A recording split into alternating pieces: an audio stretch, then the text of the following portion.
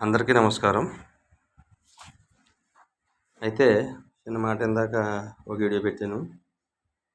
వీడియోలో నేను మర్చిపోయాను. అయితే ఇప్పుడు దేవుడిని నమ్మిన బిడ్డలు ఎప్పుడు పాడైపోరు.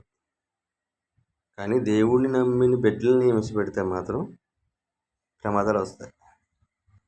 ప్రమాదాలు ఎలాగ వస్తున్నాయి? ఇప్పుడు కొన్ని దేశాల్లో మన ఇండియాలోనే వర్షాలు కురిసి ఎన్ని కార్లు తేలిపోతున్నాయో చూసారా? కార్లు, బిల్డింగ్లు కూలిపోతున్నాయి. ఎందుకు అనుకుంటున్నారు? అది మీరు అర్థం చేసుకుంటారా? అర్థం చేసుకోండి. ఒకసారి అర్థం చేసుకుంటే మీకు క్లారిటీ తెలుస్తుంది. అర్థం చేసుకోండి.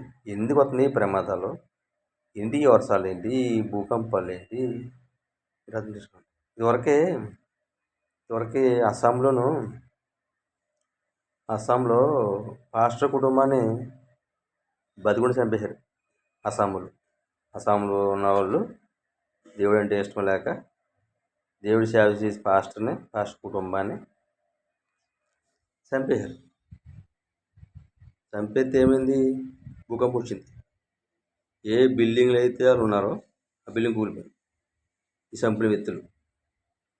చంపిన వ్యక్తులు ఎవరైతే ఈ ప్రమాదానికి ఈ దుర్మార్గానికి సహకరించారో, ఎవరైతే దుర్మార్గం చేశారో పాస్టర్ గారి కుటుంబాన్ని, వాళ్ళందరూ కూడా భూకంపం వచ్చి వీళ్ళు బిల్డింగ్లు కూలిపోయింది. బిల్డింగ్ కూలిపోతుంటే ఆ వ్యక్తి ఇంకో బిల్డింగ్కి వెళ్ళాడు. ఏరే బిల్డింగ్లోకి వెళ్తుంటే ఆ బిల్డింగ్ కూలిపోతుంది. ఆ బిల్డింగ్ కూలిపోతుందని ఇంకో బిల్డింగ్కి వెళ్తే ఆ బిల్డింగ్ కూలిపోతుంది. అలాగా ఏ బిల్డింగ్లు ఉంటే ఆ బిల్డింగు కూలిపోయి ఎవరైతే ఎంతమంది అయితే ఈ దుర్మార్గానికి సహకరించారో, ఎవరైతే ఈ దుర్మార్గం చేశారో పాస్టర్ కుటుంబాన్ని మట్టిమయం చేశాడు దేవుడు మట్టిమయం చేశాడు. అది మీకు తెలదు, బయటకు రావట్లేదు. ఒకసారి తెలుసుకోండి. దేవుడి ఉగ్రత వచ్చిందంటే ఎవరు తట్టుకోలేము. దేవుడు ఉగ్రత వచ్చి బయటకు వస్తే, ప్రళయం వస్తే తట్టుకోలేము. తట్టుకోవడానికి ఏమీ అవకాశం లేదు. ఈ భూకంపాలు, ఈ సునామీలు రకరకాలుగా వస్తున్నాయి చూసారా? ఇవన్నీ కూడా దేవుడి ఉగ్రత.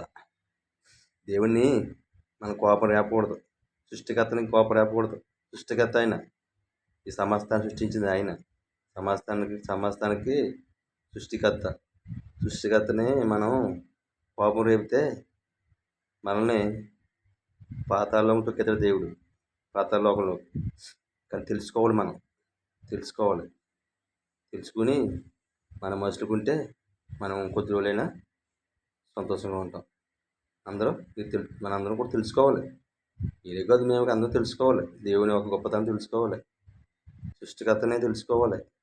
సృష్టించింది ఎవరు, ఈ సమస్తాన్ని సృష్టించింది ఎవరు అని మనం తెలుసుకోవాలి. తెలుసుకోకుండా మనం ఇష్టపడి చేస్తే దేవుడు ఊరుకోడు. దేవుడు ఎవరికి ఏ పనిష్మెంట్ ఇవ్వాలో, ఏ పనిష్మెంట్ ఇస్తే వాళ్ళకి లొంగుతారో దేవుడు తెలుసుకోవాలి మనం.